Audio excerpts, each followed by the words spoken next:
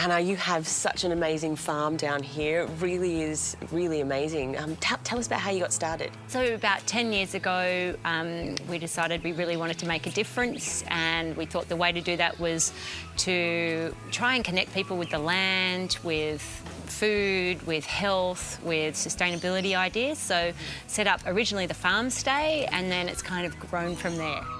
So what kind of things do you do here on the farm? So we've got the farm stay, so we do experiences as well, so Yep. beekeeping courses, we do tours for coach groups, and then we make and grow a lot of things. Everything from obviously honey Yeah.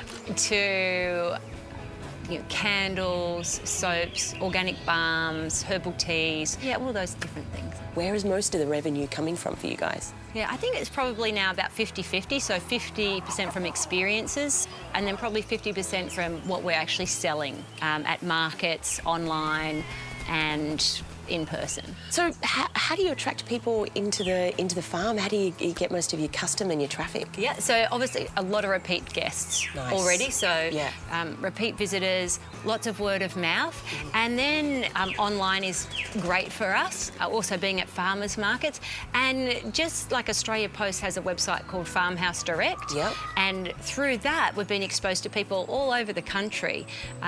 They've got a great base of people who love buying direct from the farm gate.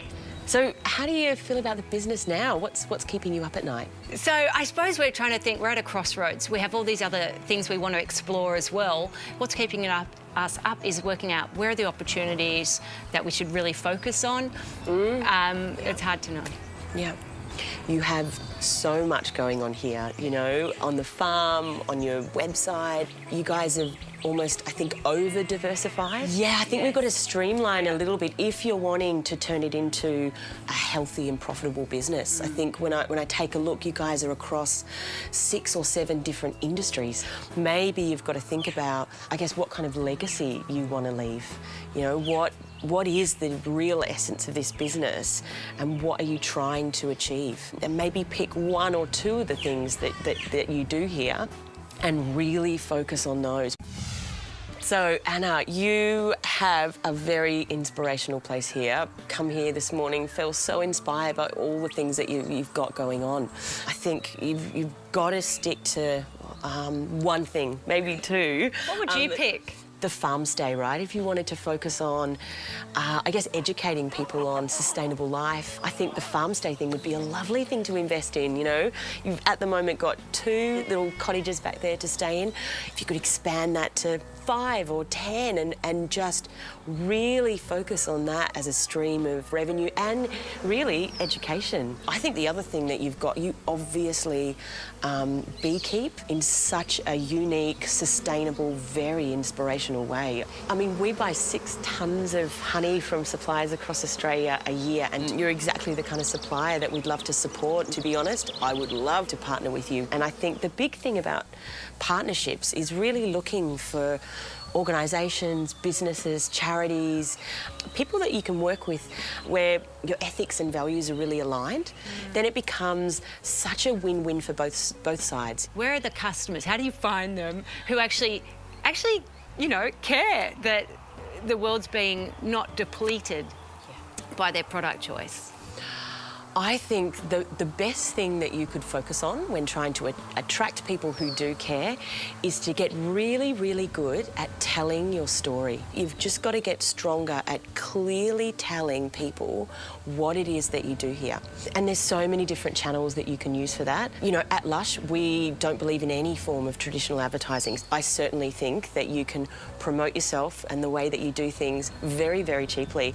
There's lots more that you could be doing on social media. We found it really useful to think about our social media on like a 2 or 3 week cycle. So you take like 20 days and, you know, on 3 of the days you show your product in action. So never just a flat shot of your product, but, you know, honey being smothered on hot toast and dripping down the side. Interviews with, you know, farm stay people talking about their experience. Fun facts about honey, you know, and you pop that onto a cycle. So in 1 or 2 days you could take all the photos that you need to really connect people with the emotion and the motivation behind what you're doing. Anna, thank you so much for having me down here today. Thank you so much. This segment brought to you by Australia Post.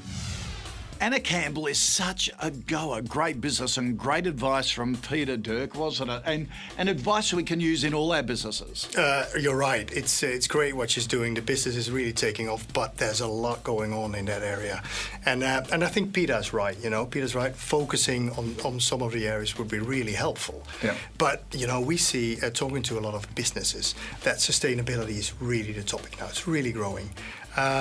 People generally want to understand where products are coming from, but they're also interested in who are the producers, who are the people behind the business. So tell your story, and you can do that beautifully online now, can't you? So we support Anna through our Farmhouse Direct platform. It's a platform we've put into the market to help the smaller businesses that are probably time poor and don't have the expertise to go online, to bring them online quickly and help them with all the stuff from how to build a website to how to ship it. And it's really taking off for her. And she can now sell her produce straight to the end consumer. And cut out the middleman. Exactly. More profit going through. Consumers love it because they build a connection. Thanks for that, Dirk. Now, let's see what the new idea is for this week with our elevator pitch.